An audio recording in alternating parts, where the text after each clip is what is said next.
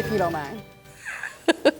Well, Miss Brooklyn Green, how nice to see you here today. And I'd like to take this opportunity, let's talk and have a little conversation. And I was wondering why someone might want to hire you for their special event. Well, generally, most of the clients that I get are looking for something different. They've had the normal speakers come in that generally have an hour to 2 hour of speaking to a large group, whatever, and they want something that's interactive. And while I can do the regular speaking event, what I have generally is the background of comedy, so it makes it a little bit different. I can usually feel out the crowd, etc., any situation I can handle. And my stuff is fun, it's interactive, and it's creative. I tailor to the client's needs. So whatever topic they want to speak about that I cover, there's a bunch of them between communication, leadership, team building, anything. Then I tailor it to their event. I know over 300 games that I've played so far. Oh my gosh, it's exhausting to think about. But I can basically tailor every single one of those games to their individual event. And they're just looking for something different.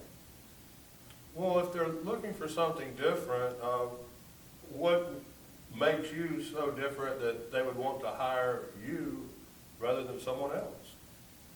I've got a different background. I've got, there's a long resume and background, and I won't go over all of it, but some of the highlights are from studying at Second City in Chicago as an improviser and teaching workshops in improv, sketch comedy.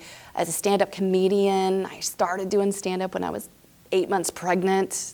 That was weird, but I ended up doing a ton of stuff nationally and locally.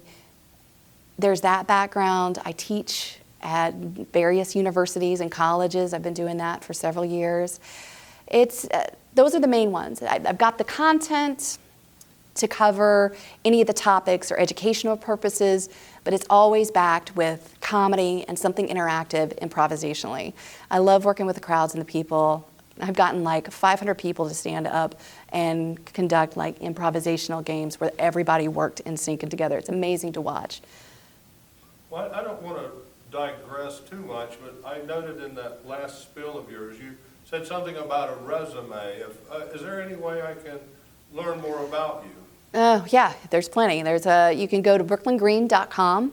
I also have a Gig Salad page for Brooklyn Green at Gig Salad.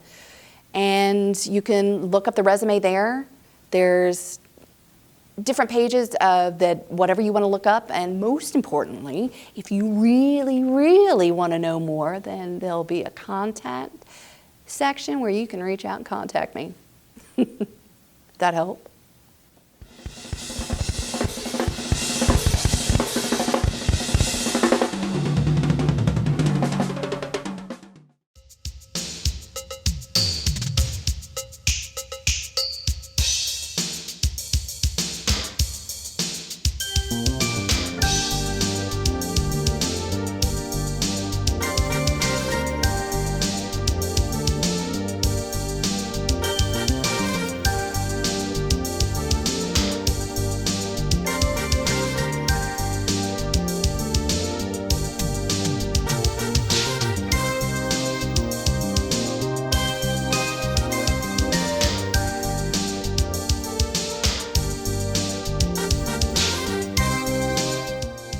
Hello, I'm Grandmaster Dean Pyles, and I'm here with Wayne McSheehy from Fort Walton Beach. And we're just going to talk about fitness and what goes on. And we're here at 4 Racetrack Road at Elite Combat Martial Arts. And we just want to talk to you today a little bit about health and fitness and living a healthy lifestyle. And we'll start out by letting you run triathlons. Started as a swimmer, and before I knew it, my son said, hey, there's a thing called a triathlon. Before I knew it, I was swimming, biking, and running. So I've done that since 1957, when I was 57. No, I said 57. We started in 84, pardon me. My memory's bad. That's So, okay. I can't remember what I had for breakfast and I ate the same thing every day. Well, actually, my adrenals went down next to nothing in the last 2 years. A lot of problems. Old age. I'm 86 now, so that's part of life. Things go downhill a little bit. But I've always been an athlete, and I love being an athlete. I found out real quick smoking and drinking really hurt some of the good friends I had. So I stayed away from both of those. The only time I've ever smoked a cigarette is when I lit my firecrackers with them. So I really believe in staying fit. And to this age, to this day, I still swim a mile each 3 days a week, and I run 4 miles 3 days a week. It helps you with a lot of things. Right off the bat, I found out that athletes that participate can handle stress so much better. Being a principal of a school, I knew I had to have something to handle stress. So I keep active and keep active with my athletic conditioning. Yeah, that's the same way we do here. We compete on a regular basis. We just got done competing at the AK Grands at the Warrior Cup up in Chicago, Illinois. We've got about 15 competitions this year. Last year I won 32 national competitions and 6 world titles, so we stay busy too. We do all the running and biking and swimming. We even have an indoor pool here and a weight room, but I don't do it to your extent with the running and stuff. That's one reason I took karate and all, because I don't want to have to run. So I just stand and, I'm just like, I don't have to run. I'm a bigger dude. I'm 205 pounds of muscle, so, running down the roads. And I'm bow-legged, so that don't help out either. You do everything except one thing. Where's the biking? And you'd be a triathlete. Yeah, well, we do the biking. I have my bike in the back, and a lot of times I ride it from the house to the gym back and forth, but traffic's got so bad here on Eglin Parkway and Racetrack that it's kind of dangerous trying to cross over sometimes. So I've just been waiting to do that in the summer at the park down the road here and with my daughters. So we'll be right back with more Blank Surfaces. Good deal. Across the Canvas Productions is proud to be partnering with Bobby Watson's Carteret County Speedway. Here's Bob Lowery to tell you more. Hey, hello folks, my name is Bob Lowery. You're welcome to Bobby Watson's Carteret County Speedway. We are proud to have you here today as we tell you a little bit about the finest short track in the country right here in Cape Carteret, Pelletier, North Carolina, right here on the Crystal Coast. We invite you to come down, be a part of a family-friendly, one of the nicest racetracks all the way around. From the infield, we have a restaurant, a grill called Moonshiners, a lot of history, a lot of memorabilia in there. All the way around this track is filled with memories, and it's because of my friend Bobby Watson and the dream that he had some 22 years ago to start this track, to build it to be one of the finest in the country, and we have achieved what he wanted to do. And now, Bobby passed away. He left us last year in October, and now I've inherited this track. I've inherited the right to keep his dream alive is what I've inherited. And I'll tell you what, I've got a lot of friends that has helped me along the way, a lot of great sponsors across the Canvas Productions. They have been a big part of this. And Mr. Lance there, of course, some of the marketing, some of the interviews, and some of the folks that he's helped nurture their careers, their, bring them right along almost from the very beginnings, from go-karts right on up to the late models. And he is very instrumental in a lot of marketing and getting the word out about Bobby Watson's Carteret County Speedway.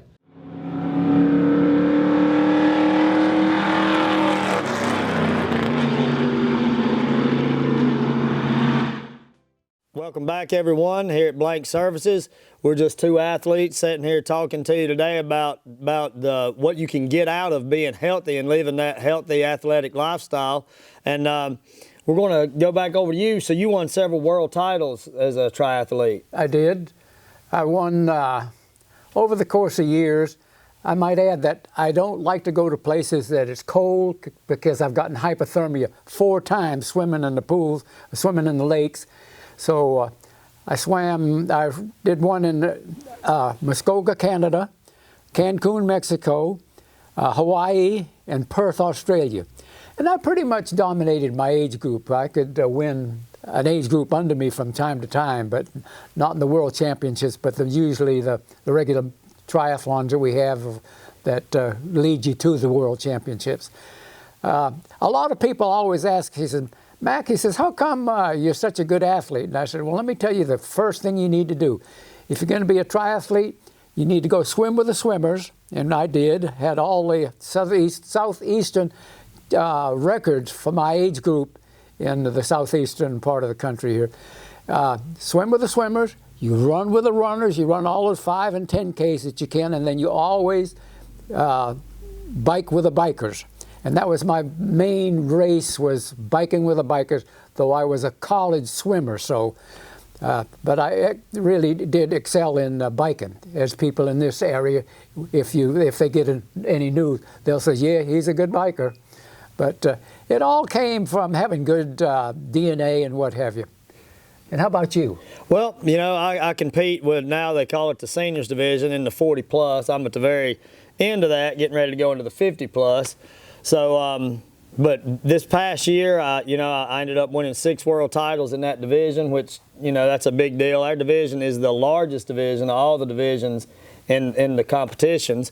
And the hardest thing about it is everyone that's in those divisions, those guys have all been doing it 40 plus years. So you don't have any guys that are just beginners. So everybody that steps up on the mat is a challenge because they've all got experience. You know, so the best thing, and I'm a diabetic, so you know, I use the health and fitness to keep that down. And you know, a lot of people, you know, they'll say, well, you don't look like a diabetic, you know, because you know I'm in shape, and so I try to you know, I try to stay in shape and eat as good as I can. You know, and sometimes I get to eat the sugar and stuff because, you know, my blood sugar gets lower, so, you know, I get to reward, get to have a little bit, especially training so hard, and that's one of the benefits of it. And my doctor even tells me that I train too hard. You know, she said if I could get my other patients to just train a little bit like you do, they'd be in better shape. But it's hard to get people to get motivated to do that. You know, so I use competition to get motivated. When you brought up sugar, that's one thing. If you're really a good athlete, you crave sugar. I always craved a donut or something. Hey, I had to stay away from them. Yeah, I do constantly. Yep. Matter of fact, before every competition, usually I'll eat a jelly donut for breakfast. This is getting my secret out to my competitors, just to keep my blood sugar from dropping as I go in to compete. Because if it drops low, then it's worse than if it goes high. So usually I'll do something like that in the mornings just to get that sugar up, just to make sure that it's going to be able to maintain, because you're exerting so much energy, you know, when you're out there competing. You don't need to tell me about eating. Eating is the main thing. When you're an athlete, you've really got to watch what you eat. Exactly. It's going to support you. When you do an Ironman, hey, it took me 12 and a half hours. And I went into convulsions at the end because I didn't eat and didn't drink enough. And I was lucky I finished. Right. Yeah, it can happen. So you people at home, if you're wanting to get in shape, you just got to get started, put one foot in front of the other and get started and eat right. And, you know, what inspiration, 86 years old, and that's a testimony to being in great shape. And that's why we just want to say, hey, keep working out. Like I say, I'm pushing 50, and he's inspired me to keep working out and doing what I'm doing. So I hope it inspired you guys. Yep. And we'll see you next time on Blank Surfaces. We appreciate it. My name is Jasmine Brenenstuhl, your 2018-2019 Ambassador Miss Onslow County. Today I am fundraising for Victory Junction and the Down Syndrome Network.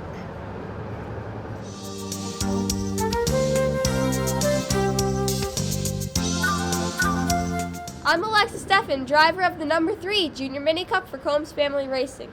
Please be sure to subscribe to our YouTube channel at youtube.com/Across the Canvas.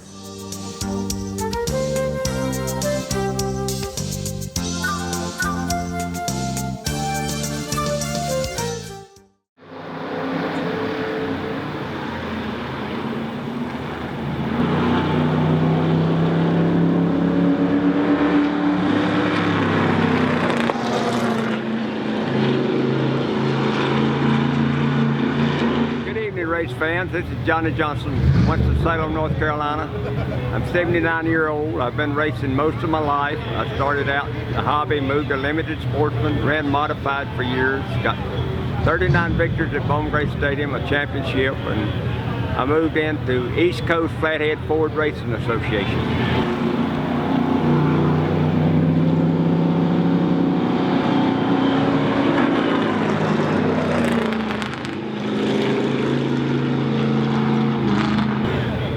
It's a great club. We got rules. You have to run a flathead, which would be a pre-war motor, no later than 53, and it's 286 cubic inches. We run what they call buggy springs, left to right. We got a gear rule, carburetor rule, and all that. So most cars are equal. We have a great time racing. It's just like a big family, and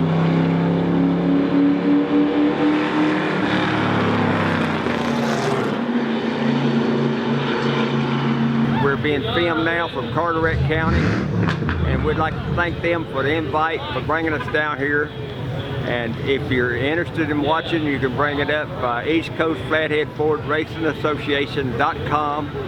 You can see the race in its entirety, interviews and such as that. And if there's any questions, you got numbers, you can contact the people and the president of the club or whatever.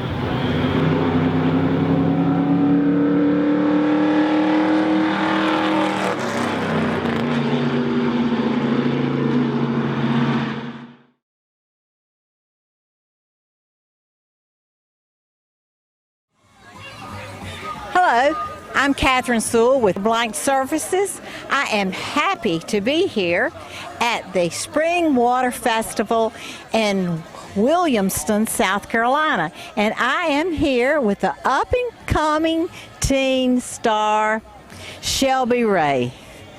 It's great to be with you. Your music is fabulous. Thank you so much. Thank you. And you have a talented group, too. Thank you. Wonderful musicians. Wonderful. And how did you all come together as a group, and how long have you been interested in music? So about the group, it's kind of a funny story. I submitted for a competition to win in the Battle of the Bands for the Carolina Country Music Fest, and they were like, oh, it's the Battle of the Bands. So last minute we decided, oh, let's get a band together, and we found guys locally, and we ended up just starting a band, and we've been doing it for about 8 to 9 months now. And music has always been one of my favorite things in life. Even as I started singing when I was about 2 years old in the back of the truck, singing the Martina McBride's Broken Wing. Really? And when I was about 2 or 3, we would go to karaoke, and my mom would sit me in a bar stool. And since I couldn't read, she would sing the words to Broken Wing in my ear, and it's like I was singing along with the radio. So it's awesome. So neat. And you're just 15 years old. Yes, ma'am. Right? I'm 15. Right? In what grade are you? I'm a sophomore at Chapin High School. A sophomore. Yes, yeah, ma'am. you're from Chapin, South Carolina. Yes, ma'am. I'm from South Carolina originally too. So. South Carolina girls are the best. Yeah, that's right. We're the best. And you're one of the most talented I've met. Thank you. So you were interested at a very young age. Don't you think that makes a difference? I think it does, because being interested in a young age, you start doing things for a long time, and you realize, I think it is good starting, because once you're young and you want to keep doing it, starting young, you know that that's what you want to do seriously. And that's when I was about 13, that's when we really, really started taking it seriously. So you look like you're a go-getter. I'm sure you take it seriously. Have you been at a lot of venues like this these last 8 months that you've had your group, or? Yes, ma'am. In June we opened for Tim McGraw at the Carolina Country Music Fest. So it was lots of fun. Oh yeah, I bet that was. And so did you play venues before you and your group got together? Yes, ma'am. I've been playing solo for about a year now. I play solo shows and we do band shows. So it's fun doing both, because I love my guys, and then it's cool because when you play solo, you can kind of just go with the flow and just make things up as you go. But I love the band too. They're awesome. But you're a great guitarist, so you can be a solo act. Thank you. Is that what you play your guitar, and that's mainly it? What future plans do you have? I would really honestly hope that I can become famous and be able, we're looking for Carrie Underwood status, so booking huge venues, filling them up, But if that doesn't work out, I would like to be a music teacher at an elementary school. That way I can teach younger kids about what I love to do. Like you said, go for the goal. Go for what you really want. And if you want to be a performer, then go for it, and you'll make it. Something people have always told me is that if you can't shoot for the stars, shoot for the moon, because you're going to fall on the stars. So I always, my goal is the highest. I've always learned that always set your goal high, set it very high, and then give yourself a deadline to when you should have that goal. So that's how I've always felt about it. So I set myself multiple goals, and I hope to achieve higher than the goals that I've set for myself. Well, I'm sure you will, and it's really a pleasure being able to interview you and meet you personally, and I'll be watching you on television and who knows what else, on stage and everywhere in the future. Thank you very much. Thank you for watching. In someone's little old town, gentle breeze blowing on by.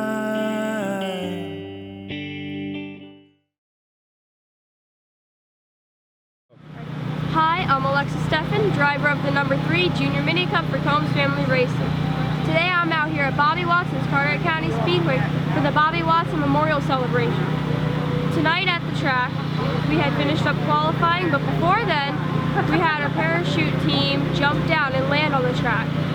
They do this typically every year around 4th of July and Labor Day in honor of America and our country. Beforehand, we did practice and we had qualifying for every division.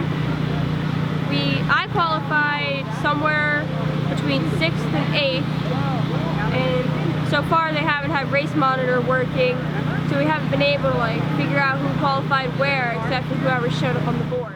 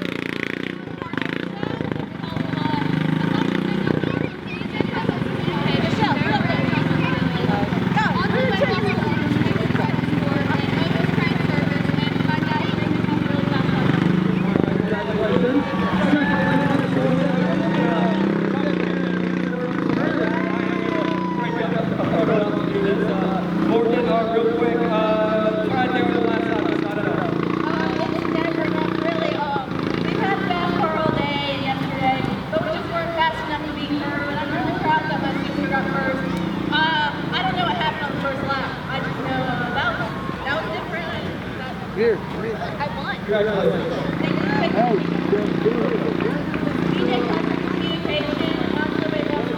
Odum Train Service, Jake Variety for experiments on the island and across the Canyon Road. Thank you.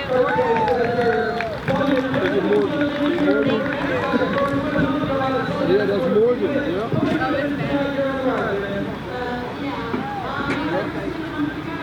Just take a picture. Tell Morgan.